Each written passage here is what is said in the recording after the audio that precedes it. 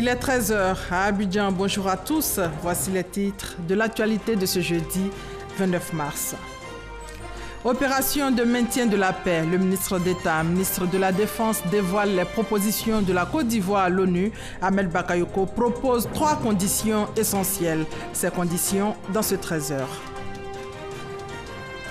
En Italie, la Côte d'Ivoire et le Fonds international de développement agricole signent un accord de prêt pour le financement du projet d'appui de développement des filières agricoles. L'accord porte sur un montant total de 43,8 milliards de francs CFA. Et au Mali, 2 morts hier dans l'attaque d'un hôtel à Bandiagara, une localité du centre du pays. Attaque qualifiée d'attaque terroriste. Voilà pour les titres. Bienvenue à tous. Tout d'abord, ce jeudi, un conseil des ministres en images. La réunion se tient en ce moment même en présence du chef de l'État, Alassane Ouattara. Plusieurs décisions seront prises pour la bonne marche de la nation. Nous y reviendrons à 20 h. Cette information de la CEI, la Commission électorale indépendante, porte à la connaissance de la communauté nationale et de la communauté internationale qu'au terme de la période de contentieux électoral prescrite par la loi, le Conseil constitutionnel n'a enregistré aucune requête aux fins de contestation des résultats officiels des sénatoriales du 24 mars 2018, proclamés par la CEI au soir de la tenue du scrutin. Destination New York, où le ministre d'État, ministre de la Défense, a présenté hier aux Nations Unies les propositions de la Côte d'Ivoire dans le cadre de l'opération de maintien de la paix. On fait le point avec Michel Digré. Les missions de paix éprouvent parfois des difficultés à s'accorder sur le sens précis des restrictions imposées par les mandats et à traduire les concepts et stratégies d'ensemble en action. Face à ces préoccupations, le ministre ivoirien de la Défense, à la tribune de l'ONU, préconise. Ces mandats doivent être flexibles et séquencés pour permettre une adaptation progressive des priorités des missions aux évolutions du contexte sociopolitique et sécuritaire du pays hôte. Et le ministre Ahmed Bakayoko de partager l'expérience de la réussite de l'opération des Nations Unies en Côte d'Ivoire. En Côte d'Ivoire, on peut, à titre d'exemple, citer les étapes les plus importantes. Un accord politique préalable au déploiement de l'opération des Nations Unies. Un régime des sanctions comprenant un embargo sur les armes, les diamants et des sanctions individuelles.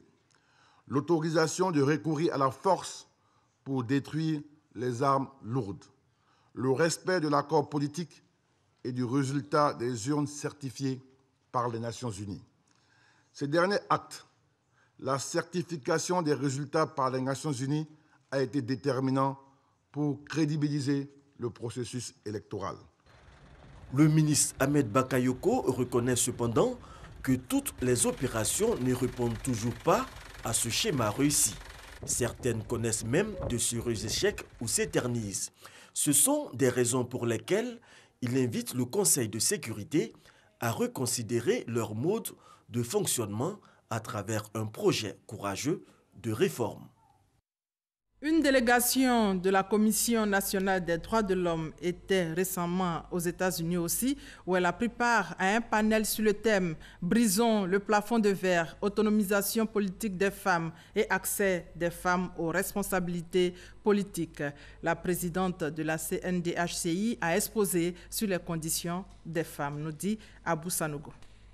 Salle de conférence au CRE, bâtiment des Nations Unies. La Commission nationale des droits de l'homme de Côte d'Ivoire expose aux États-Unis d'Amérique sur les conditions des femmes une initiative de coordination française et suédoise du lobbying européen des femmes et de la Fondation Jaurès en France. Un panel sur le thème « Brisons le plafond de verre, autonomisation politique et accès des femmes aux responsabilités politiques » qui avait pour objectif de mettre en place un cadre d'échange en matière de promotion du genre dans l'occupation des hautes fonctions de l'État dans leurs pays respectifs. La tenue de cette rencontre a permis à la présidente de la Commission nationale des droits de l'homme de Côte d'Ivoire, Namizata Sangaré, de faire le point des actions menées par la Commission nationale des droits de l'homme de Côte d'Ivoire en matière de promotion du genre en Côte d'Ivoire. Pour Namizata Sangaré, les femmes ne sont pas assez promues et leurs aptitudes à diriger suscitent toujours des interrogations et font encore l'objet de préjugés. Toujours la question d'autonomisation des femmes. ONU Femmes a signé ici même à Abidjan un partenariat avec le ministère de la Femme, de la Protection de l'Enfant et de la Solidarité et la filière Carité. Ce partenariat vise à mettre en œuvre une chaîne de valeur dans la filière Carité. C'est Sephora Zegui et Ami Sissoko. Émotion et joie au rendez-vous. Ces femmes de la filière Carité viennent de bénéficier de l'appui de l'ONU Femmes en matière de renforcement de capacités pour la transformation du Carité. Nous, avant, en tant que coopérative, on s'arrêtait aux produits bruts. ONU Femmes nous a fait venir une experte qui est venue du Sénégal pour nous former pendant près de 2 mois pour qu'on obtienne des produits de qualité. Depuis juillet 2017, l'ONU Femmes Côte d'Ivoire accompagne les femmes de la filière Carité à travers son programme Femmes et Agriculture Résiliente AgriFed. L'institution concrétise l'accompagnement par une signature de partenariat. La Côte d'Ivoire est déjà en position pour un renforcement de l'autonomisation économique de la femme. Et la signature d'aujourd'hui permet de montrer la voie. Cet accompagnement des femmes de la filière Carité va leur permettre d'améliorer leurs revenus selon la ministre Maria Toukone, ministre de la Femme, de la Protection de l'Enfant et de la Solidarité. Soyez des modèles. Ne faites pas que ONU Femmes regrette. Ne faites pas que l'État de Côte d'Ivoire regrette. Soyez des modèles afin d'encourager tous les investisseurs, tous les partenaires à aider les femmes dans d'autres filières. À travers ce partenariat, l'ONU Femmes va contribuer à l'autonomisation économique des femmes actives de la filière Carité. Objectif, parvenir à la certification du Carité ivoirien d'ici à octobre 2018. Le deuxième titre de ce journal nous emmène en Italie, où la Côte d'Ivoire a signé un partenariat de prêt avec le Fonds international de développement agricole pour le financement du projet d'appui de développement des filières agricoles. L'accord porte sur un montant total de 43,8 milliards de francs CFA. Le commentaire de Jean-Louis Gbangbo. Ce sont plus de 32 500 ménages ruraux des régions de la Bagoué, du Poro, du Tchologo, du Hambol et du Gbeke qui bénéficieront de cet accord financier entre la Côte d'Ivoire et le Fonds international de développement agricole, FIDA. Des régions caractérisées par une grande incidence de la pauvreté, mais qui offrent un grand potentiel dans la production de cultures telles que le riz, les maraîchers ou la mangue. Des régions très ciblées à permettre au pays de continuer à réduire et à mettre en œuvre tous les efforts pour la réduction des inégalités entre les différentes couches sociales. Le coût total de ce programme s'élève à 43,8 milliards de francs CFA.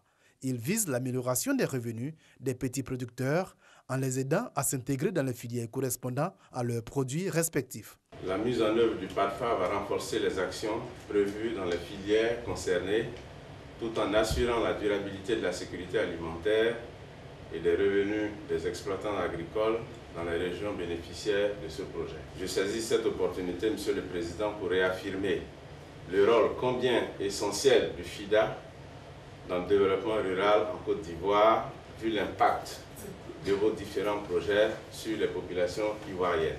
Depuis 1984, le FIDA a financé 11 programmes et projets de développement en Côte d'Ivoire pour un montant total de 411,8 millions de dollars US, soit 218,7 milliards de francs CFA.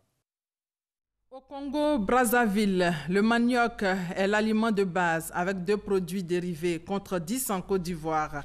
On le sait, la Côte d'Ivoire a une grande expérience en matière de production et de fabrication de l'atiéké. Des responsables de coopératives congolaises sont en mission ici même dans le pays pour s'informer sur le modèle ivoirien en matière de production et de commercialisation du manioc. Les explications de Francis Poifo.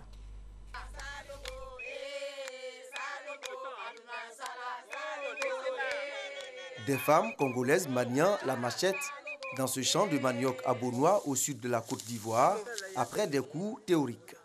Elles effectuent une mission d'échange d'expériences sur la production du manioc très consommé au Congo-Brazzaville. Ces responsables de coopératives ont sillonné plusieurs champs de manioc et ont pu tirer des enseignements. on a constaté qu'il y a une organisation, d'abord dans la structure qui est coopérative, dans le travail, dans l'organisation du travail. Et on a constaté aussi dans leurs témoignages le processus de production qui est accompagné par l'ANADER. Il y a d'abord un travail qui se fait en amont, le travail de l'analyse de la qualité des sols avant que les producteurs s'implantent. Un travail très important que nous ne constatons pas chez nous. J'ai vite compris qu'il y a une grande synergie entre la recherche et le développement. Tout le monde parle de l'ANADER, que les variétés là, c'est le CNRA qui a mis en place et à travers l'ANADER, nous avons reçu ces variétés. C'est une bonne chose. On ne fait pas la recherche pour la recherche, mais la recherche pour le développement, c'est ça qui avance le pays. Des acquis dans l'itinéraire technique de production du manioc, certes, mais des difficultés demeurent. Un problème, n'est-ce pas, de transformation, un problème de commercialisation. Il faut installer des unités de transformation près des producteurs et productrices. Parce que quand c'est transformé, la conservation est plus longue, aussi organisée, donc la commercialisation. Commercialisation et industrialisation, des défis à relever par la Côte d'Ivoire et le Congo-Brazzaville, deux pays producteurs de manioc.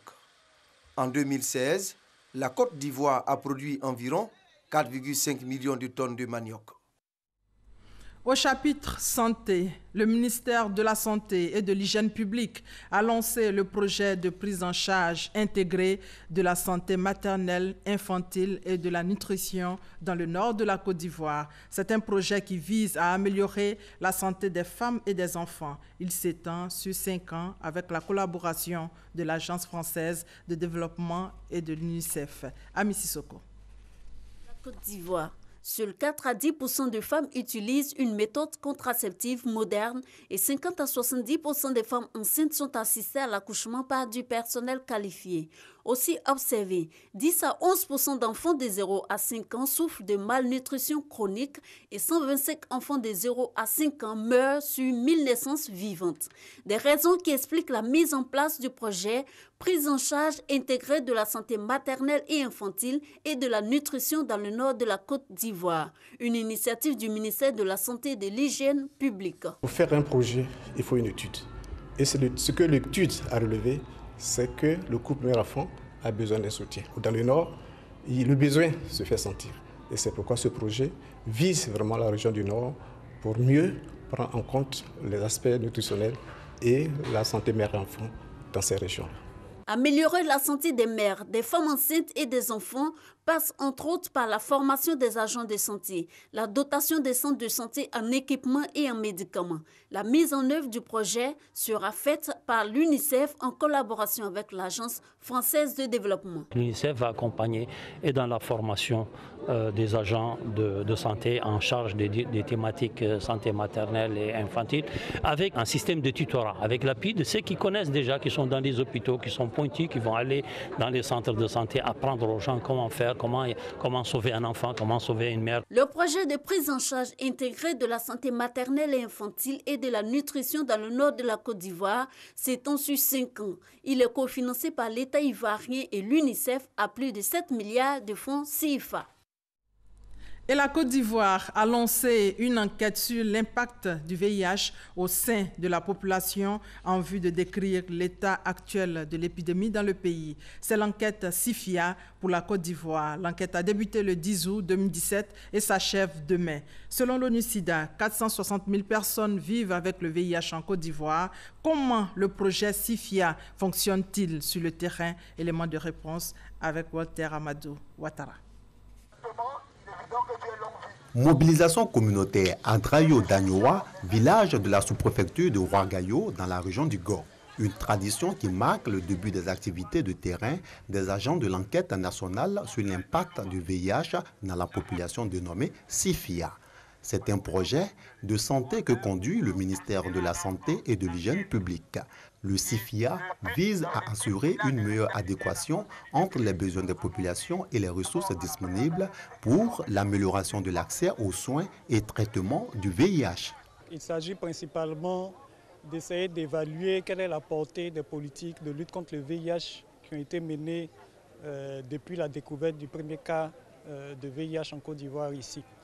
Donc cette étude va nous permettre de mieux affiner nos données en termes de prévalence, en termes d'incidence. C'est seulement après des explications sur le SIFIA et des échanges que les agents se déploient dans la communauté. La sensibilisation continue et s'intensifie. Il est question de vérifier votre état de santé par des consultations gratuites. Avant que les équipes n'arrivent sur le terrain, il y a les mobilisateurs communautaires qui sont mis en contribution. C'est-à-dire qu'on arrive dans la zone concernée, on recrute 2 personnes grâce au coordonnateur de la mobilisation communautaire et ces personnes en forment ces 2 agents. Et ces 2 agents, avec les mobilisateurs communautaires, sensibilisent toute la population pour recevoir et accueillir à une date bien précise et déterminée en fonction de la disponibilité des populations, de l'arrivée de toutes les équipes. À Trayo-Dagnoa, les règles de cette enquête sont respectées. Pas possible d'entrer dans une concession sans l'accord du chef de ménage. Celui-ci est interrogé, après quoi nous passons aux individualités. Chaque individu vivant dans le ménage qui a un âge compris entre 15 et 64 ans est interviewé. Après quoi le test, le résultat est donné aussi sur le champ. Et le reste du sang est convoyé sur le laboratoire satellite pour d'autres analyses et analyses encore plus poussées pour des recherches futures. Exceptionnellement, notre équipe de reportage est autorisée à filmer l'introduction de la séance. Votre ménage a été sélectionné pour participer à l'enquête. Donc si vous êtes consentant, on va travailler avec votre ménage. Nous sommes d'accord, il n'y a pas de l'autre son. On est d'accord. Après la signature numérique et physique du document de consentement, le reste de l'enquête va se faire dans une stricte confidentialité.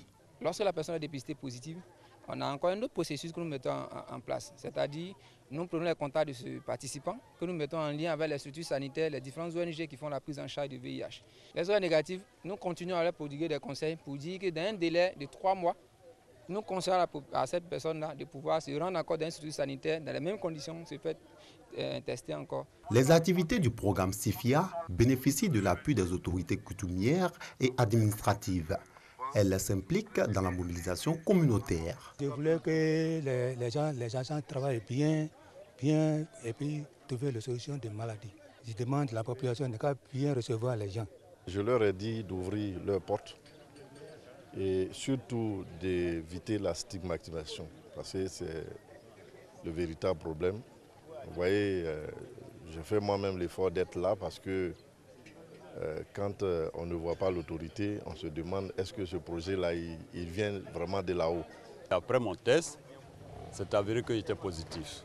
Et depuis 2008, j'ai été mis sous traitement. Jusqu'à aujourd'hui, je prends mes médicaments sans problème. Donc c'est un témoignage pour dire à mes parents qu'on peut vivre avec le VIH. Ce n'est plus un tabou aujourd'hui. Ce projet est appuyé au niveau financier par le plan d'urgence du président des États-Unis pour la lutte contre le sida, PEPFAR, et au niveau technique par l'INS, Institut national de la statistique. On a eu quelques difficultés parce qu'on devait parcourir tout le territoire national. Il y a des zones qui sont difficiles d'accès, mais on a réussi à trouver des moyens logistiques pour que les enquêteurs puissent arriver dans les ménages qui ont été sélectionnés. Les équipes devaient parcourir de longues distances pour pouvoir allier ces centres de santé-là afin de déposer les échantillons. Au niveau du staff qui a été mobilisé, on a en tout 24 équipes composées chacune de 7 personnes plus 2 chauffeurs. Donc ça nous donne plus ou moins un total de 144 personnes qui sont sur le terrain. Pour les 2 ans, c'est plus de 3 millions de dollars qu'on a reçus pour faire cette enquête au niveau pays. Débutée le 10 août 2017, la collecte des données du projet SIFIA s'achèvera le 31 mars 2018. Avant cette date, une première réunion bilan du comité de pilotage de l'enquête SIFIA a eu lieu à Abidjan. La lutte contre le VIH constitue l'une des priorités de la politique de santé du ministère de la Santé et de l'Hygiène publique. Il y a lieu de connaître le niveau d'atteinte des objectifs en matière de lutte contre le VIH-Sida. À la fin de cette étude, la Côte d'Ivoire pourra disposer d'une évaluation, je dirais, de données concernant l'impact du VIH dans la population. Environ 9000 ménages ont été visités et ont permis d'obtenir des échantillons de sang pour analyse. 21 000 individus enrôlés sur 27 000 attendus. Des résultats qui vont permettre l'atteinte des objectifs 90-90-90 en 2020 et briser la chaîne de transmission du VIH et son éradication à l'horizon 2030. En Côte d'Ivoire, 460 000 personnes sont touchées par le VIH-Sida.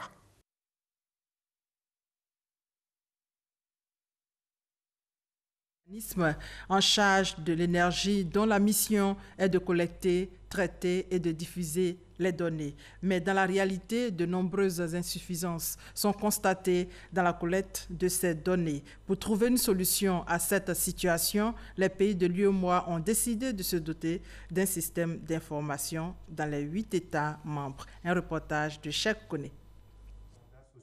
Le système d'information énergétique CIE-UEMOA a pour principal objectif d'aider les pays de l'Union à collecter et traiter des données complètes, fiables et actualisées, mais également à prendre en compte les impacts sociaux et environnementaux des différents projets énergétiques au plan local et sous-régional. Si vous n'avez pas de données fiables, vous ne saurez même pas dimensionner ce que vous devez produire. D'où des problèmes de délestage qui peuvent survenir demain. Les lignes de transport pour transporter donc cette énergie vont être dans certains cas sous-dimensionnées ou alors vont être surdimensionnées, c'est-à-dire on aura pris de l'argent pour investir dans quelque chose qui ne sert pas. Né d'un partenariat entre l'Organisation internationale de la francophonie OIF et la Commission de l'Union économique et monétaire ouest-africaine, UEMOA, l'enjeu du CIE-UEMOA consiste à développer un système sous-régional avec des interfaces CIE nationaux. C'est une aide très importante à la décision sur la base d'informations objectives, d'informations complètes, d'informations fiables. Selon les estimations de l'Agence internationale de l'énergie en 2015, la consommation mondiale d'énergie s'élevait à environ 9,4 milliards de tonnes équivalent pétrole. La part de l'Afrique ne représentait que 6,1% de cette consommation globale. Le système d'information énergétique permettra ainsi à long terme aux pays de l'UEMOA de mettre en œuvre des politiques énergétiques structurées et cohérentes, ce qui va certainement attirer des investissements directs étrangers pour financer des projets structurants dans le secteur énergétique. On part à Bangolo, à l'ouest de la Côte d'Ivoire, pour parler cohésion sociale. Après les troubles qui ont secoué la région les 12 et 13 mars dernier, suite au meurtre d'un jeune à un poste de sécurité, une délégation d'élus et de cadres invite les populations à la paix et à la réconciliation. Les détails avec Eve Boué, notre correspondante. Première étape de cette tournée de cohésion sociale conduite par une délégation d'élus et de cadres du département de Bangolo, le village de Bewezi-Biao. Là où tout a commencé il y a de cela quelques semaines. Un jeune a été tué ici à un poste de sécurité et cela avait engendré quelques troubles à Bangolo et ensuite des sites sacrés ont été profanés dans ce village. Aujourd'hui, les forces de l'ordre, les autorités coutumières, les élus, les cadres et les différentes couches des populations essaient d'accorder leur violon. Des appels à l'apaisement sont lancés. Après Bewezi-Biao, cap est mis sur Diouzon, le village dont est originaire le jeune homme tué à Bewezi-Biao. Des échanges francs au cours desquels les villageois ont exprimé leurs inquiétudes et leurs préoccupations. La délégation a quant à elle écouté et rassuré, puis invité chacun à tout mettre en œuvre pour préserver la paix et la cohésion sociale afin de se concentrer sur les questions essentielles du développement. Maintenant, c'est le temps de la paix. Il faut que nous dialoguons désormais avec les forces de sécurité, avec les forces de défense, que l'esprit de dialogue s'installe entre eux et nous pour qu'ici, il y ait un apaisement durable. À tous nos parents, aux chefs de village, aux chefs de communauté, c'est le temps de la réconciliation, c'est le temps de la consolidation de la paix. Il ne faut pas laisser un seul espace à la violence. Il ne faut pas laisser un seul espace à tout ce qui peut nous freiner notre élan vers le développement. Tous sont unanimes que ces troubles enregistrés ça et là dans cette région sont de nature à mettre en péril la cohésion sociale et ainsi retarder le développement. Il faut donc que cela cesse définitivement. Toujours dans le sens de la réconciliation, Un inspecteur des finances de retour d'exil a été réintégré au ministère de l'économie et des finances. Aujourd'hui, Yao Kofi Bernardin prône la réconciliation. Alexis Ouedraogo. De retour en Côte d'Ivoire, après plus de 6 années en exil au Ghana, Yao Kofi Bernardin, ancien inspecteur aux finances, se fait aujourd'hui messager de la paix et de la réconciliation. À Ayama, où il a longtemps résidé, il est revenu communier avec les populations. C'était au cours d'une messe, d'une rencontre avec les autorités municipales. Un seul mot sur ses lèvres, réconciliation. Pour le retour en paix de notre frère et de notre vivre ensemble à Ayama. Nous allons continuer de prier pour que la paix soit de mise non seulement à Ayama, mais partout en Côte d'Ivoire. Ça doit être aussi, je dirais, un exemple pour nous amener tous, à tous les niveaux que ce soit, sur ce chemin de réconciliation. Yao Kofi Bernardin, qui veut aujourd'hui représenter le visage de l'unité, invite les Ivoiriens encore en exil à regagner le pays pour que tous contribuent à bâtir la Côte d'Ivoire. Pâques, fête religieuse chrétienne, est devenue depuis les années 70 un moment de retrouvailles pour parler développement chez le peuple baoulé. Aller dans la zone forestière pour fortune avec le binôme café-cacao, comment le retour au bercail se prépare pour les festivités de Pâques. À Soubré, dans les campements baoulés, l'heure est au préparatif, nous dit notre reporter Soro Corona. Kwakou-Krou, campement de planteurs baoulés dans le département de Soubri. Nguessan Kwakou Modeste sèche sa dernière production de cacao pour son retour au village pour les festivités de Pâques.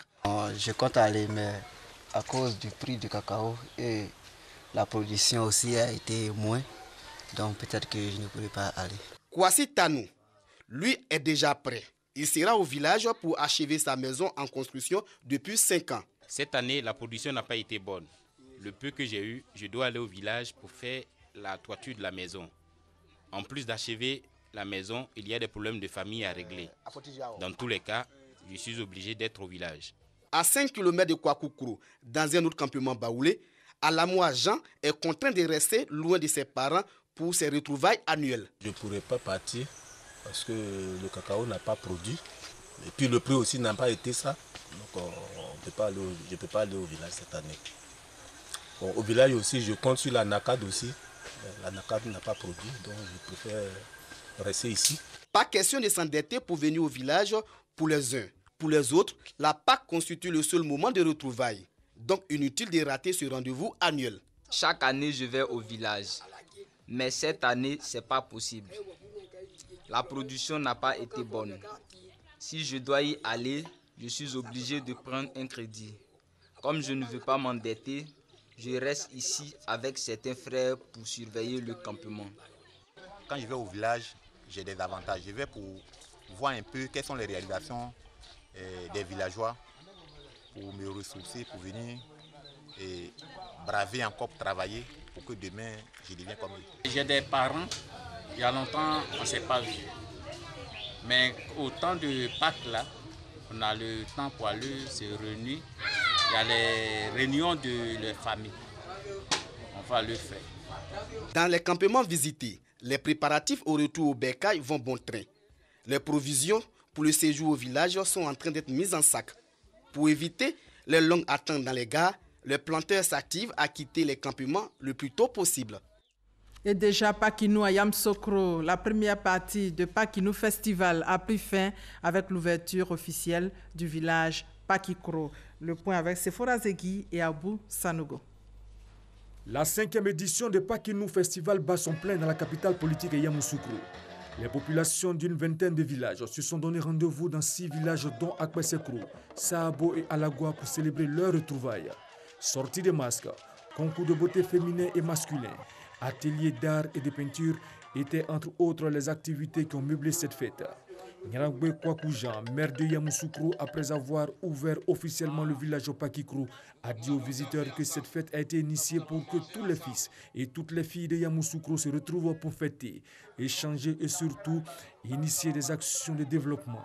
Après les retrouvailles festives dans les villages, Pakikro marque une pause pour reprendre les festivités le dimanche. Au programme, exposition artisanale, gastronomique, prestations d'artistes et parades en tenue traditionnelle des différentes communautés de la ville de Yamoussoukro.